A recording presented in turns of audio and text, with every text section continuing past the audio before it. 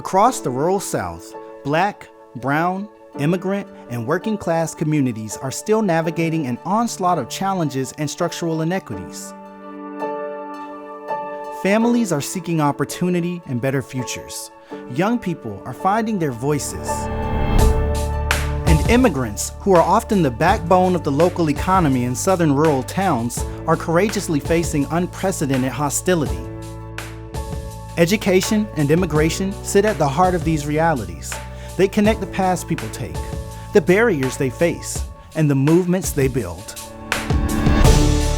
For close to 3 decades, Southern Partners Fund has stood with the communities building those movements by prioritizing funding for work around immigration rights and education reform. Founded and led by grassroots leaders, SPF is a foundation rooted in the belief that the people closest to the issues are the ones best equipped to solve them. Southern Partners Fund exists to move power and resources directly into the hands of grassroots organizations, especially in the rural South. It's a region that's notoriously under-resourced. It's where people are often excluded from decision-making that affect their lives. Through a membership-led model, SPF invests in leadership, strengthens local organizations, and helps communities advocate for themselves on their own terms. SPF has invested over $25 million in grassroots organizations across the South, not just through grants, but by providing training, networks, and peer support. Across the region, SPF's frontline partners are tackling education and immigration issues by creating spaces where young people can thrive, supporting families seeking safety and stability, and improving accessibility to crucial resources. We can actually see the work that's been done. We can actually see a lot of the victories that have taken place. We can actually see leaders who've come out of small organizations become leaders inside of their grassroots communities. Their stories remind us what becomes possible when communities are trusted to lead, when power is shared, when people are given the space and resources to build the future they envision. The rural South is too often written off, but we see everyday leaders like immigrants and parents, teachers standing up for their communities with courage and creativity. They have stories to share that seldom get the attention they deserve. I believe it's important to capture stories because stories tell the story. Stories change the narratives. You get to know the people who are impacted by the issues. These are the people that are on the forefront. It's important that they get highlighted and that people understand that these amazing people are out there and they're doing great work. They remind us that democracy isn't something we inherit, it's something we build. And at Southern Partners Fund, we're proud to help fuel that work. This is the South as it exists through the eyes of the people, a region shaped by courage, determination, and the belief that change grows strongest from the ground up.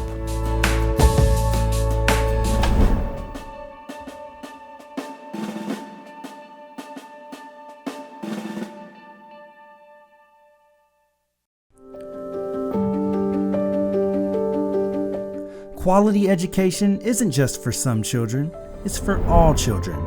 This firm belief led twins Helen R. Johnson and Ellen L. Reddy to found the Nollie Jenkins Family Center in 1994 to help serve under-resourced students and families in rural Mississippi. We started as a child care center, serving the needs of teen parents in this community. And then we moved into doing work using the tools and skills of community organizing, really being able to access public education for students inside of our communities. From elementary level reading programs to youth leadership development and parent education training, Nollie Jenkins is working to empower youth and their families to live up to their full potential. Nollie Jenkins allowed me to be able to experience life beyond myself. This led me to growing older, going to college, going to grad school, going into a career in psychology, learning leadership skills, learning to be able to speak beyond myself, to be able to be an advocate for others, to continue to do work in the community from a mental health awareness standpoint. That foundation has truly segued me from that 15-year-old kid to where I am now and truly walking in my purpose.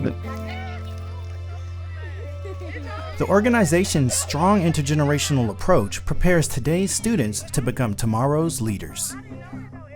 I started at Nollie Jenkins Family Center when it was a child care facility, and I've transitioned through the organization as youth leader, fighting for social justice in my early years, to youth organizer, to youth coordinator, to now as the program director. Kamisha was a baby inside the child care center. By the time she was in second grade, the school where she was attending did not have playground equipment. So when she started to complain that they had no playground equipment, I was clear you can do something about that. And so we helped her to really be organized, get out and get petitions signed, educate other members of the community, in particular students, about what she was doing. She went door to door, getting petitions signed and going to the school board to do presentations. And eventually that did lead to her getting playground equipment, not just for the school she was attending, but for all the schools in the county. And that's all it took for me to realize change can happen, and it can be a small girl from Holmes County to make change, whether it's playground equipment or recreation in the community or better policies for education. If I wasn't involved, I wouldn't have really understood how to really listen to communities and how to go into communities, not just with the intent to take something back, but also to leave it better than I found it. I've seen so much growth in her. It's amazing, and I'm very proud of Kamisha. When you have leadership and when you have young folk that can speak succinctly about what it is that's important to them, that right there shows an example of how great the leadership is. And Nollie Jenkins serves as a fantastic example and a role model for what other organizations doing like work they should always follow.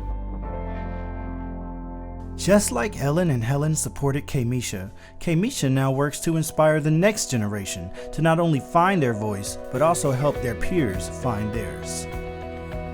When I first joined the organization, I was very shy. Now I don't mind talking, speaking, getting on panels. Like now I'm actually out there doing the work. When I look at the younger kids now, I feel like I'm their big sister. I feel like I'm somewhere that they can come to, they can talk to on the regular. If they need something, I'm there for them. This space is like my home away from home. We've created a safe space for them to say, you belong here, your voice matters. After we have fun, then it's time to get to work. So they know that we value them and we want what's best for them. I definitely would encourage anyone, youth or adult, to get associated with Nollie Jenkins to learn how to do the work, to learn things that they see that are fairly spoken about. How can they become part of a positive change agent in their area?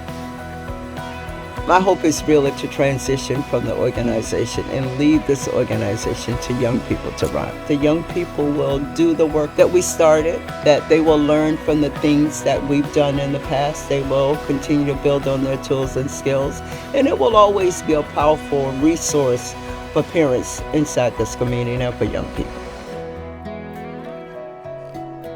To learn more about how you can support the Nollie Jenkins Family Center, visit njfc4community.org.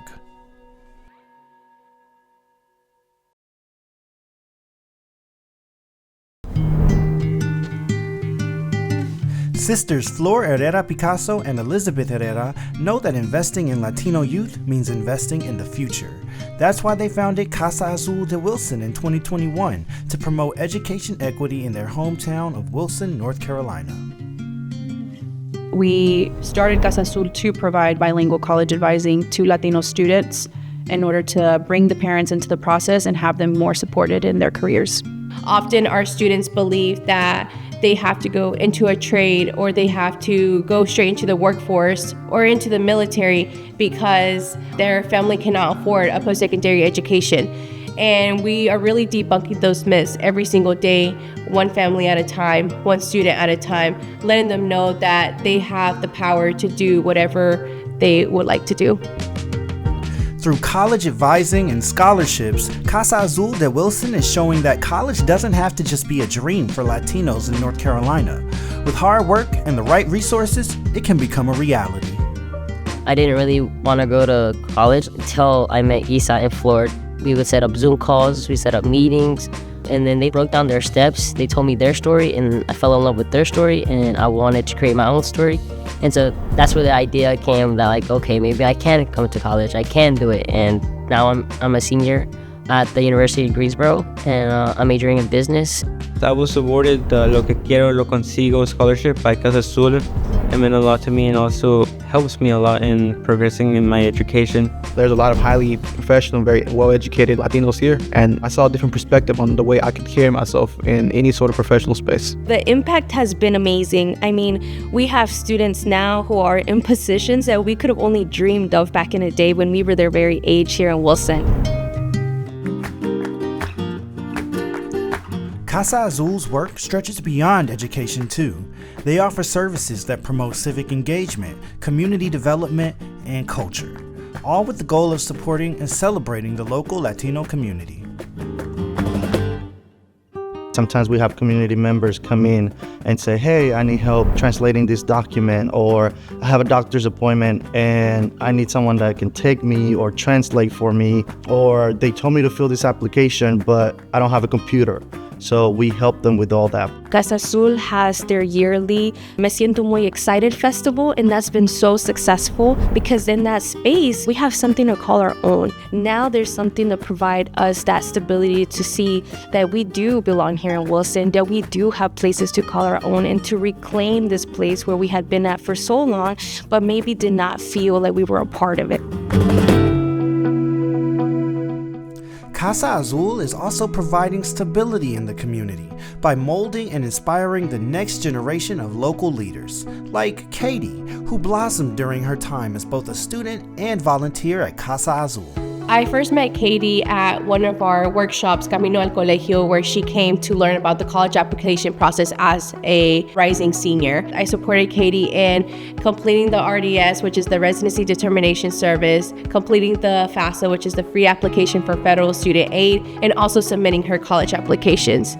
Isa was able to help me through not only college advice, but also personal life advice. And I feel like that really got me through a lot of hardships and going through the college applications. And even when just being in freshman year, I was able to reach out and know that I have someone there for me other than my family. Katie really grew from a really quiet, shy individual to now someone who was ready to advocate and speak up for herself and who felt confident in now asking for help or supporting someone else. Katie supported us in our USDA program where we were distributing gift cards to our farm worker community here in Eastern North Carolina. And that really helped me figure out how to give back to the community. Ever since participating in Casa Azul and volunteering, I was able to expand my leadership skills by getting more involved and just getting in-person experience. Pues yo me siento muy orgullosa de ella porque ella nunca se detuvo. Siempre dice, yo voy a hacer esto y no sé cómo lo hace. Katie right now is a student at NC State studying engineering, and I know that her being the first college student in her family is unquantifiable in terms of what that will create for their family and economic mobility. We're building those young leaders and infrastructure to create the power that we need to have change in our communities. To learn more about how you can support Casa Azul de Wilson, visit casaazuldewilson.org.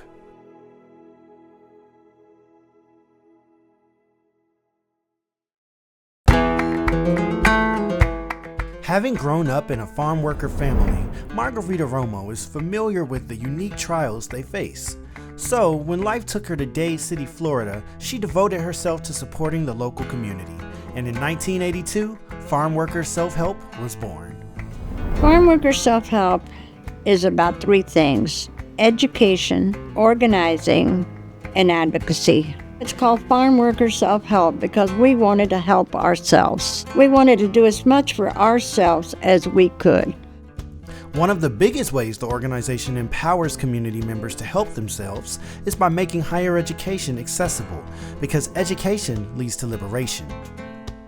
coming from a small rural town and growing up for a large part of my life in migrant camps, you're not really exposed to a lot of the type of help that's out there for people like myself. So when I was getting ready to graduate from high school, I wanted to attend college, and I knew of a lady who happened to be Miss Margarita Romo, who helped people like myself. She helped me get into college. Farmworkers Self-Help gave me the wings and the strength to pursue a college education. I'd obtained my bachelor's degree in biology. Then I was able to go to nursing school. I'm very thankful because without my education, I would not be where I am today.